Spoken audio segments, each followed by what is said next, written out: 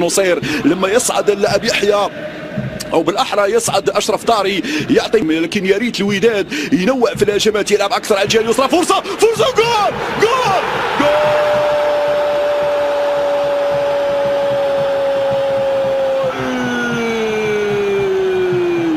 طريقك سالك يا وليد الكارتي.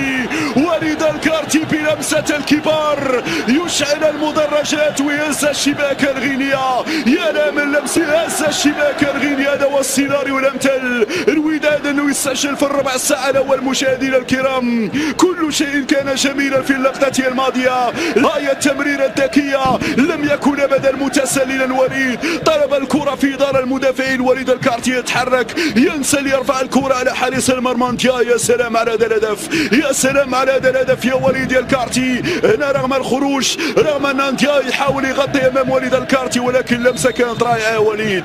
احمد رضا التاكنوتي مشات هناك للجهه اليمنى في اتجاه اللاعب عبد اللطيف نصير. يصعد كثيرا نصير على فكره، يعني لاحظوا منذ بداية المباراة الجهة اليسرى معطلة تماما. تمشي كرة لمحمد ناجم. محمد ناجم يفضل المراوغة، يرفع ثاني جول جول.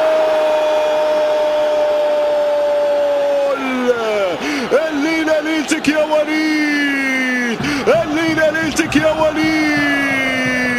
وليد الكارتي نعم يعود لزيارة الشباك يا الغينيا 2-0. مجهود أكثر من رائع من محمد ناجم. 10 على 10 يا ناجم في مباراة اليوم.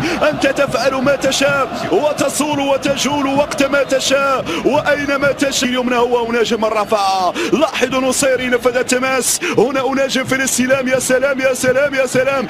شوف تحرك وليد، شوف تحرك وليد. هذه ذكرتني بنهائي أمام الأهلي. تحرك وليد وطلب الكرة من وليد وبالراس من دون رقابة حتى في المرمى. رائع جدا يا وليد. الليلة ليلتك يا وليد يا الكارتي.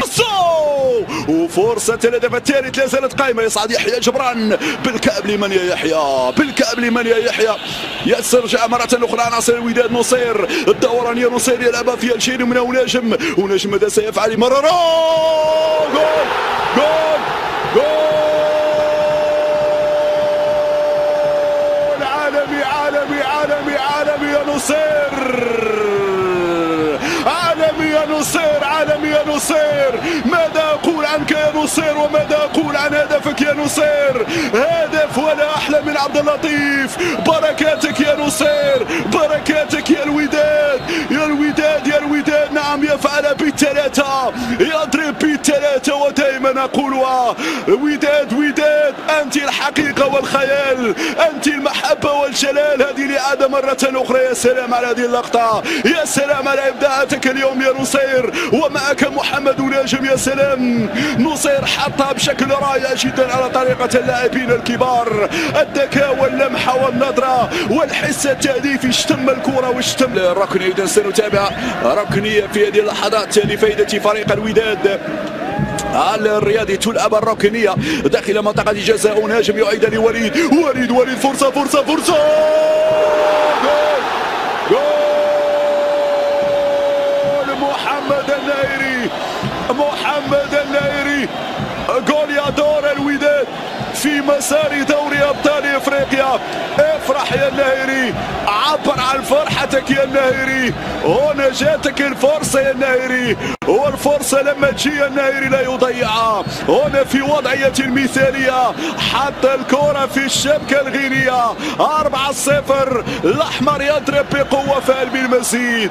هل من مزيد؟ العداد يشتغل. تسليم له. هنا تنفيذ الركنيه بطريقه اكثر من رائعه. وناجم بالكعب علاها وليد، حطها وليد على المقاس. والمنادات من محمد الناهري في القائمة الثاني من دون رقابة. يا سلام على الكنترول. شوف كنترول الكبار، أنت من الكبار. يا سلام، حصرها باليمنى وسددها باليسرى. هذا من الكبار. يلعبها في العمق هنا في اتجاه زوير المترجي، ولكن هنا يقظة من جانب المدافع يبعد هذه الكرة. والتحول سريعا في هذه الهجمة لعناصر فريق رويا. مانديلا يعمل المراوغه في صافره وفي خطا. الحكم يترك الامتياز للاعب مانديلا. يمشي مانديلا يحاول المرور، لا وجود لخطا.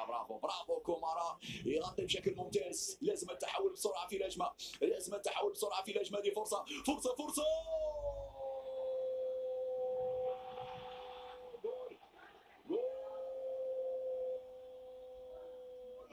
الخامس. زهير المترجي ينهي بالخامس. مشاهدينا الكرام، هكذا النهاية السعيدة، وهكذا جاء الهدف إثر خطأ في التغطية الدفاعية. أخيرا تفعل يا زهير، أخيرا يا المترجي تفعلها. احتفظ بك المدرب فوزي البازرتي في رقعة الميدان وأنت تسجل خامس الأهداف. ماذا هناك؟ ماذا هناك؟ باملاك تسمى في هذه اللحظات. ما هو قرارك يا باملاك؟ ما هو قرارك يا باملاك؟ هل يحرم الوداد من الهدف الخامس؟ نعم، هذه لهذا مجددا لوجود وضعية تسلل. اللقطة سليمة، لا أعرف أين هو الخطأ، لا أعرف أين هو الخطأ. هدف مشروع، هدف مشروع لفريق الوداد الرياضي. شوف لهذا هنا الاصطدام العفوي بين المدافع وكذلك حارس المرمى. لا يوجد أي خطأ من زهير المترجي. زهير استفاد من هذا الاصطدام العفوي وبالتالي زهير حط في المرمى. هدف مشروع لفريق الوداد الرياضي في هذه اللحظات. ولكن السؤال، هل احتسب الهدف أم لا؟ لأن الصورة غير واضحة تماما. هل احتسب الهدف أم لا؟